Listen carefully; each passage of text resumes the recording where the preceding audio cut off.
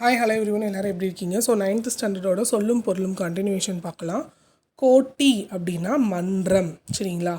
பொலம் அப்படின்னா பொன், வேதிகை அப்படின்னா திண்ணை, தூணம் அப்படின்னா தூண், தாமம் அப்படின்னா மாலை, கதலிகை கொடி, சரிங்களா? கதலிகை கொடி சிறு சிறு கொடியாக பல கொடிகள் கட்டியது, சரியா?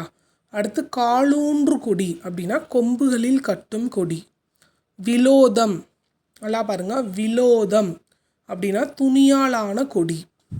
வசி அப்படின்னா மலை, செற்றம் அப்படின்னா சினம், கலாம் அப்படின்னா போர், துருத்தி அப்படின்னா ஆற்றிடை குறை அப்படின்னா ஆற்றின் நடுவே இருக்கும் மணல் திட்டு, ஓகேவா?